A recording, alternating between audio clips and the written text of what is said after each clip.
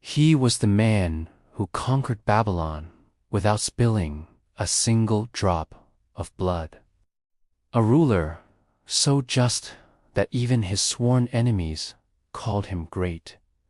But the incredible rise, the mysterious death of Cyrus of Persia hides secrets that most history books never tell.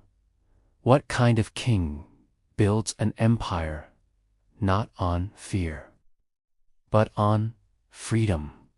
Before Alexander the Great, before the might of Rome, there was Cyrus too, of Persia, man, born into a world of chaos and conflict. He was the visionary who united warring tribes, defeated brutal kings, and forged the first true superpower on earth, the Achaemenid Empire, an immense territory stretching from the shores of Egypt all the way to India. But Cyrus didn't rule like the other conquerors of his time. He held a radical belief that true power meant protection, not oppression. He understood that an empire built on respect would outlast one built on terror, and in doing so, he changed the course of history forever. Cyrus's extraordinary story began, as many legends do, with a prophecy. His own grandfather, the Median king Astyages, had a terrifying dream that his infant grandsons Cyrus would, one day, overthrow him. Consumed by fear, Astyages gave a chilling order: the baby must be killed. But destiny, it seems, had other plans. The child was secretly spared and raised by humble shepherds, far from the intrigues of the royal court. Years later, a charismatic and brilliant young Cyrus rose to lead his people, the Persians. He marched against his grandfather, and just as the prophecy foretold, he triumphed. But instead of the expected bloodshed and vengeance, Cyrus showed remarkable mercy. He spared Astyages' life, a move that stunned the ancient world. That act of compassion would become his signature. From there, he went on to conquer the wealthy kingdom of Lydia, the most powerful and heavily fortified city on earth. But what truly shocked the world wasn't his stunning victory, it was his behavior after it. When Cyrus's army approached the gates of Babylon, the people inside braced for the worst slaughter, enslavement, and destruction. Instead, what happened next was unheard of. Cyrus rode into the city not as a destroyer, but as a liberator. He freed their slaves, ordered the restoration of their temples and gods, and, in an act of unprecedented humanity, he allowed exiled peoples to return to their homelands.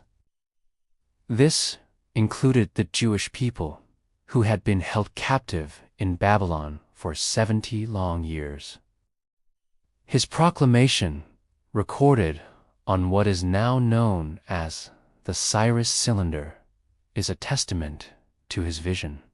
It reads, "I will respect the traditions, religion, and laws of the nations I rule."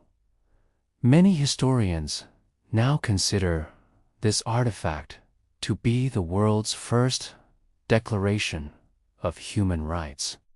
Just imagine that 2,500 years ago, a conqueror who championed freedom, equality, and mercy He wasn't just building an empire. He was building a new kind of world. Cyrus didn't just conquer lands, he connected them. He understood that for an empire to thrive, it needed more than just military might, needed infrastructure and trade.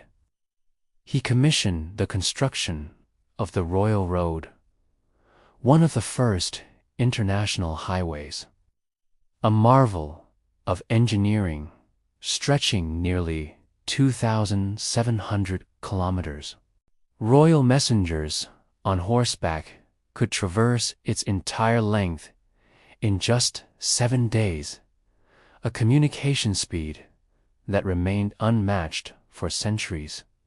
Under his stable and tolerant reign, trade, science, and art flourished across his vast domain.